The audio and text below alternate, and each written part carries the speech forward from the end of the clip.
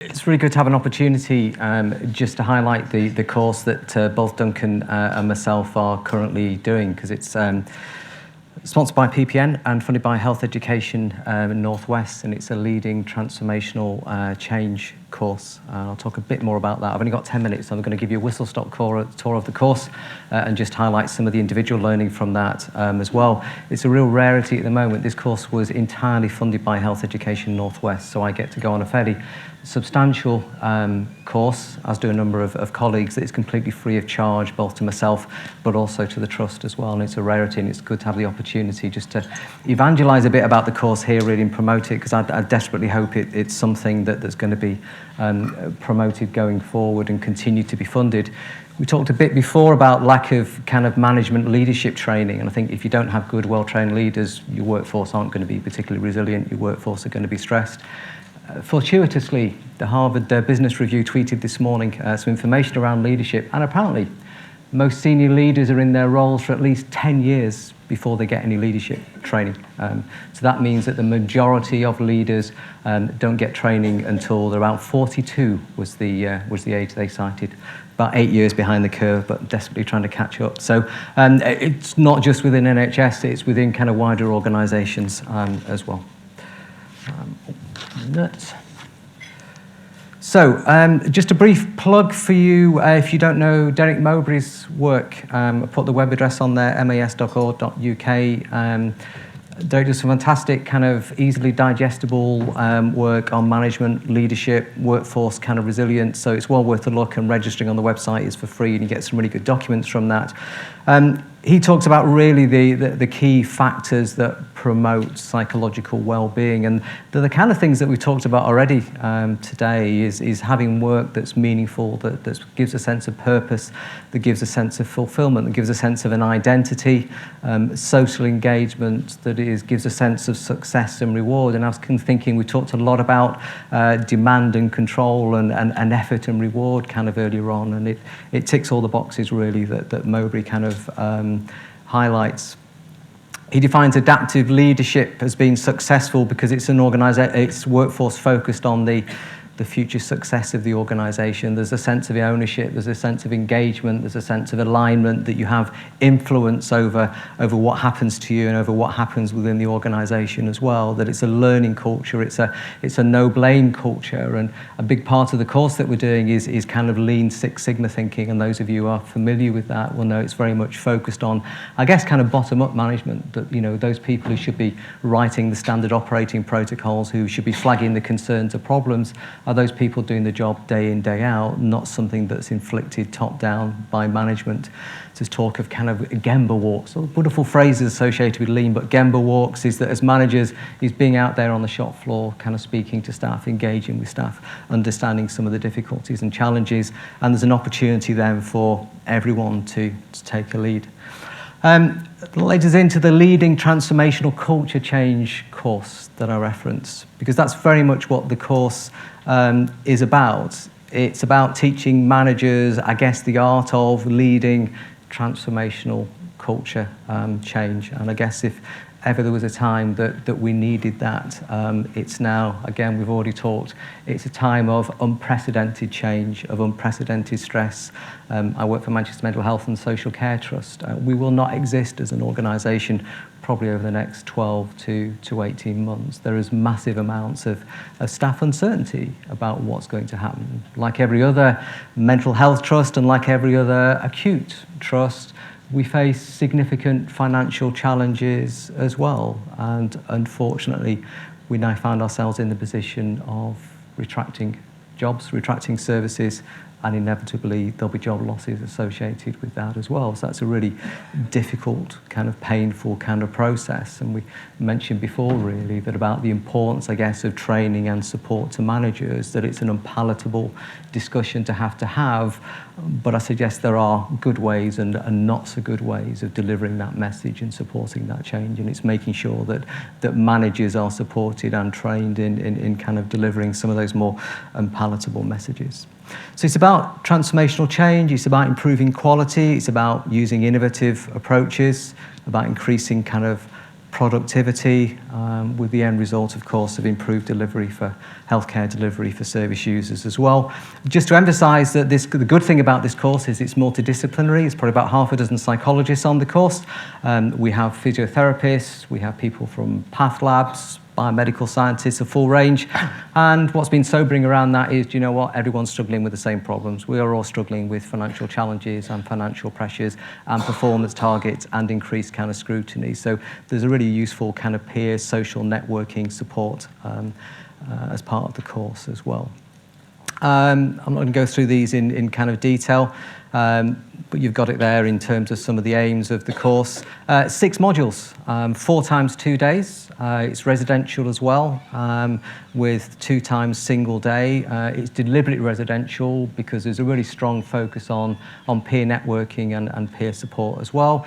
Just because it happens at the bar doesn't mean that it's not kind of beneficial, that it's not kind of useful. There's the opportunity to do a level 5 award certificate in the Institute of Leadership and kind of Management. You have PACE group meetings, problem solving, application, challenge, encouragement groups. So those are peer support groups. We have a service improvement project that we have to complete. And again, it's an opportunity to share learning in between the modules around that as well. Lots of recommended reading, lots of kind of web resources as well. And I think uniquely is you get 4.5 hours transformational coaching and 3 hours improvement coaching as well. So that is an opportunity for me to get some one-to-one support in terms of what it's like to be a manager in today's NHS, what it's like to deal with some of the challenges that we're having at the moment, and to go through with some of the uncertainties and anxieties around that. Imposter syndrome is often a discussion that features large, both of myself and colleagues as well. I think because often we're kind of thrust into these roles without kind of training, and this is the fantastic thing about this course. Okay, I don't want to dwell too much on this. It's a leadership impact report, so that's a fairly robust kind of self-assessment about you as a manager. We do the NHS change model. Listening, what do psychologists need to know about listening? Actually, it turns out quite a bit in terms of active listening. It's not about how can I solve this problem and get this person out of the room as quickly as possible. Again, it's around kind of engagement and a really timely reminder for myself at least around what good listening kind of involves. I'll come back to Covey's. People might be familiar with Covey's 7 habits of highly effective people. I'll come back to that at the end. Key thing for me is about leadership and management. Blimey, that was a sobering exercise. I'm supposed to be a leader. How much time do I get to be a leader? Very little. How much time do I spend to be a manager? Most of it. Manager is firefighting, emails, board papers, briefings, performance reports. Leadership's around horizon scanning, the future vision of the organisation, staff engagement, and actually sitting down and kind of listing in a typical week how many leadership tasks, how many management tasks. It's mostly all management, and again, that's the great thing around the course in terms of kind of reflecting on that as well. Self-assessment for kind of emotional intelligence. We were having a conversation a bit earlier on, really, in terms of we are having to implement increasingly unpalatable, difficult to swallow decisions, whether that's around performance targets that our commissioners require us to deliver around DIAPT, whether that's around job losses as well. But I think it's about how we deliver that, and do we deliver that in a compassionate manner to staff? And I do think as psychological professionals, we're in a unique position to influence that process and have a say in that process, whether it's board delivering those decisions or whether it's us personally kind of doing that. Giving, receiving feedback, looking at stages of change model. There's an exemplar visit as well. The reason Duncan's not here is he's off at Jaguar Land Rover today. He's doing a visit around Jaguar Land Rover. I was lucky enough to go to Bolton General Hospital a couple of weeks ago to see how they implement this kind of continuous quality kind of cycle. Some really impressive stuff there to see that in action. So lots of ideas to bring back and implement kind of locally as well. Okay, I just wanted to share just kind of briefly really key learning outcomes for me, and this is why I really hope the course continues to be funded and is kind of disseminated. It is a real opportunity for reflection. It is a rare luxury to be forced to be able to sit down for 2 days and reflect on your own behaviour as a manager and a leader and get some skills that you can actually take away and immediately translate into practice, and the course has been fantastic for that. I can personally say I feel more personally resilient, confident and more motivated as a result of doing the course. Kind of conscious that some of my staff group are here. I hope that's reflected within the wider workforce. I suppose I'd make a plea that I'm still a work in progress, but hopefully that translates in some of the behaviours at least.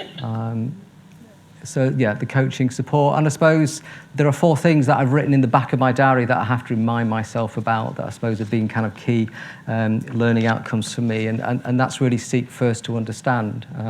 I think not just as a manager but as any staff really, isn't it? It's around solving people's problems, and it's the quicker that you can do that. Problem comes in, solve it, and then someone goes out, well, actually probably not that beneficial, not that useful. It's actually that discipline of forcing yourself, okay, have I really understood what someone is kind of saying to me? Have I really understood the problem here?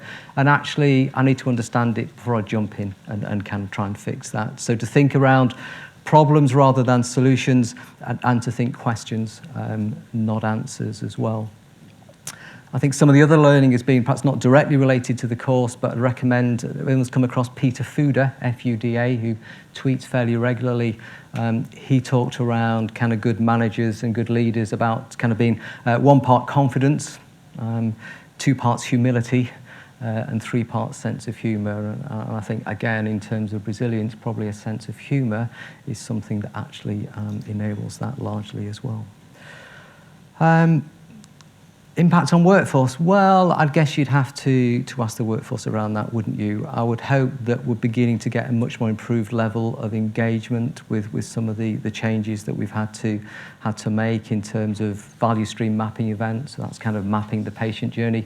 And I know when we talked about, when the gentleman was talking about the Schwartz round for ambulance trust, is making sure it's not just the green suits are involved in that, it's making sure that admin staff are involved in that it's not just around the kind of clinical staff. The idea of leadership at all levels as well is very much part of lean thinking. It's the people doing the day job, delivering that day to day, who are in the best position to tell you what the standard operation protocol should be. So it's that bottom-up management approach, and that's been adopted more widely. Timpsons, for example, use that. They give their shop managers enormous kind of latitude in terms of resolving kind of complaints. So it's decision at the bottom level rather than a kind of a top-down command and control approach. Improved communication, so feedback. I don't know if people are familiar with the Stockdale paradox. Stockdale was I think a vice admiral in the US Navy, was captured in North Vietnam during the North Vietnam War, and was held as a prisoner for 8 years in the famous Hanoi Hilton, as the prison camp came to be known. Kept in a cell 3 foot by kind of 9, regularly tortured, and he was with a bunch of other people. And the paradox is that those people who were optimistic, continually optimistic, will be out by Christmas. Christmas came and went, still not out. Will be out by Easter, still not out. Those were the people that tended not to cope. Those were the people who died out. And what was unique about the Stockdale approach was really he had that kind of faith that he would prevail, but also combined with a brutal honesty around the current situation as well. And he said, you must never confuse faith that you will prevail in the end, which you can never afford to lose, with the discipline to confront the most brutal facts of your current reality, whatever they might be. And I think, that's the key bit about the communication. I think that's certainly the feedback that we've had from our staff. If it's bad, we'd rather know it's bad. We'd rather you be honest. If there's a massive financial saving to make, we'd rather know that. If services are at risk, we would rather kind of know that. So we have a brutal reality, but also we try and hang on to that vision of hope as well, and not losing faith in that process as well. So certainly through some of the value stream mapping that we've been doing is reduction in waste, this non-value added activities. So we've been able to reduce some of the admin kind of pressures, and that's something that we kind of continually, those admin tasks that actually don't add any value to the day-to-day running of the department, actually don't directly influence or kind of benefit patient care. trying to reduce uncertainty and stress, and looking for opportunities for secondment as well. What I'd like to do though is like I say, Duncan can't be here. If the satellite link works.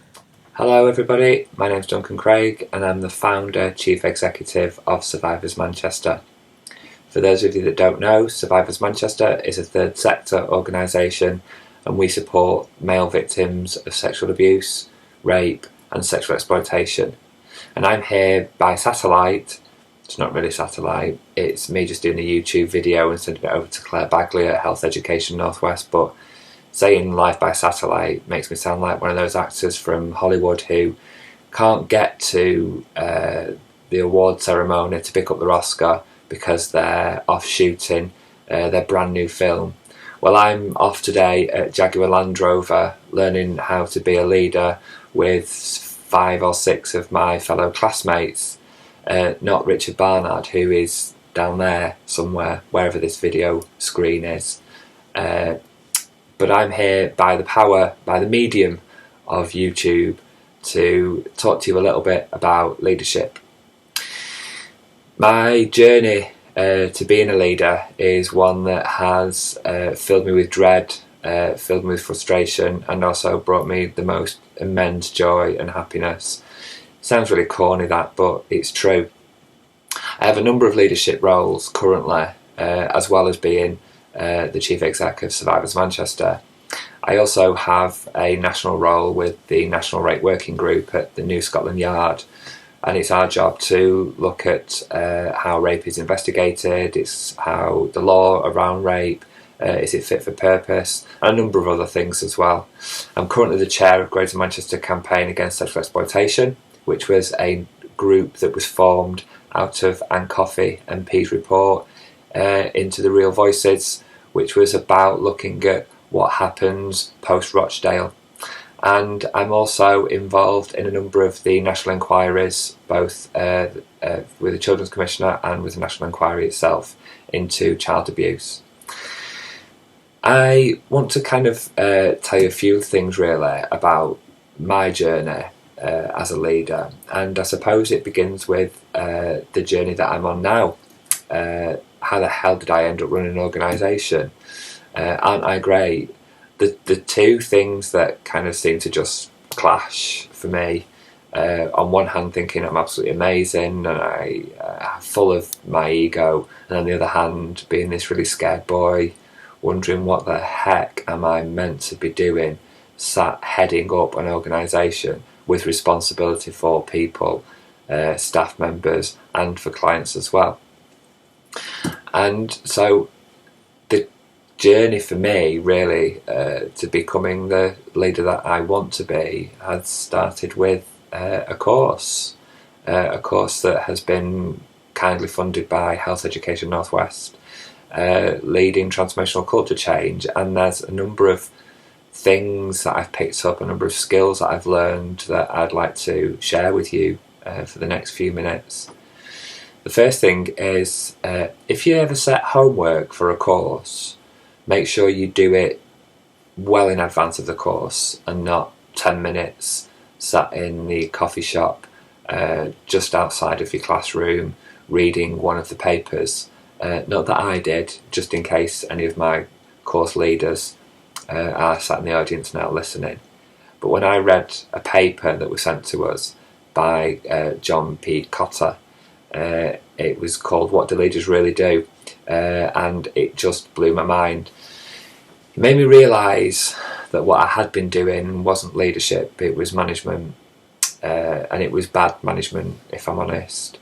It made me realise that actually leadership and management are both really important, but the two things need to coexist because they're different. Both of them are necessary for success. Both of them are necessary to ensure that an organisation runs smoothly. But I was managing and not doing a very good job of that. The Cotter paper made one statement that really stuck with me. An army is led into battle, it's not managed. And I find myself in the third sector, as I suppose many people in the third sector do, being in battle with many different people to have our voices heard. And I wanted my voice to be heard because I want my issue, the issue that I deal with, I wanted that issue to be priority for lots of people. But I think I might have been going about it the wrong way. Just before we did the course, we had to fill in a questionnaire, and as a therapist, I'm a qualified psychotherapist, I was really aware of psychometric testing. I knew it was going to give me my strengths and my weaknesses, and when I opened the book and I saw there was my strengths and there was my risks, I began to start thinking, I think I might like this course. I want to share 2 of my risks with you today. The first one is that the report said that my manner can be a bit distant or cool at times, which could affect my ability to keep everyone involved and engaged, especially if I tend to focus on building relationships with relatively small groups. I read that out to the team that I work with, who, after about 10 minutes of falling about the floor laughing, began to compose themselves and told me, yeah, it's true. There's times when I have been so focused on what I wanted to do that I've left people out, that people have felt really disengaged. And I suppose it made me think about the times when managers that I've worked under have left me feeling disengaged and actually quite isolated. That's the last thing I wanted to do. Another risk was that my forceful and dominant style may prevent me from giving others sufficient opportunity to have their say, even when I recognise the need to involve them in plans and decisions. This really is a risk. It's something that I'm aware of. It's something that actually sometimes I realise I have picked up from risky managers. When I say risky, I actually just mean bad. My word is God. I can remember one of my managers saying that once to me, and I guess I've picked that up as well.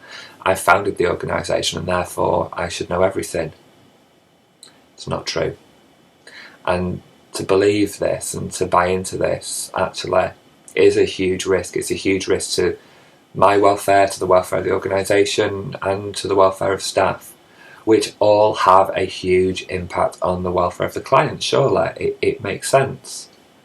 I read this out and there was a bit of a silence, and people began to speak and say, yeah, sometimes we feel like we've got stuff to say but we don't know whether we can say it. I had to really look at myself. I had to take a hard look at myself and decide, did I want to be a bad manager, or did I want to be a healthy leader? I want to be a healthy leader. I want to do everything that I possibly can to make sure that my organisation and that the workforce and me are all healthy together. I need to align everybody. I need to make sure that everybody's facing the right direction. And if people aren't, I need to understand why. One of the other elements of the course that we've really learnt about was Stephen Covey. Stephen Covey's work around the 7 habits of highly effective people, which I know Richard's going to speak about, but I just want to pick up on one of them. Seek first to understand and then be understood. As a therapist, I hope that I do this all the time anyway with clients. I hope that I seek first to understand the client and then enable the client to understand himself or herself and me. It's a skill that I've spent years honing, so why aren't I using it in my organisation? Why aren't I using it with the staff? Reading Covey's paper just blew my mind again, and it's now plastered. The 7 habits are plastered on the walls in my office, in our office, the office that I cohabit with my fellow workers and my team, a team that I'm really proud to lead. Seeking first to understand to then be understood enables me to, I suppose in a way, remember the leaders that have caused me the most difficulties. I just do the opposite. I think about what would they do and do the opposite. Leadership for me is about ensuring the organisation stays healthy, to make sure that I stay healthy and that the workforce stays healthy. I want to be a healthy leader, not a crap manager. The course I'm currently on is teaching me about leadership. It's making me realise certain things. It's making me think about certain things and reflect on certain things. It's making me think about what can I influence. We learned about this circle of influence, what's in my circle of influence and what's on the outside. I do the same thing now and try and pass on this information to my team. And I ask them, what can we influence and what can't we? What's out of our circle of influence? I think about the decisions that the organisation has to make. What decisions do I have to make? What decisions do I have to make with others? And what decisions do I have to allow people to make for themselves? The decision tree, an amazing skill that I think I'm working really hard to develop, but I think is going to be probably one of the core tools in my leadership toolbox. And that's thanks to the course. I never knew anything about this before, but the course is teaching me these new skills. And I have to go back to seek first to understand and then be understood. It's the thing that I want on my tombstone. When someone's reading out my eulogy, I want them to say that Duncan always tried to seek first to understand and then be understood.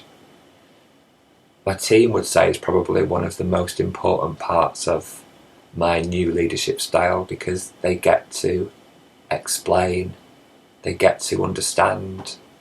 They also get to understand why sometimes the decisions that we have to make might feel like they're not in the best interests, but they are, because we have to have a shared understanding.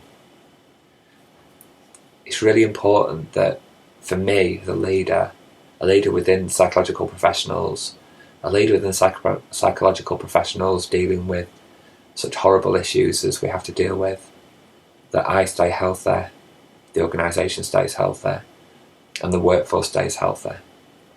We all need to seek first to understand and then be understood. Thank you for listening.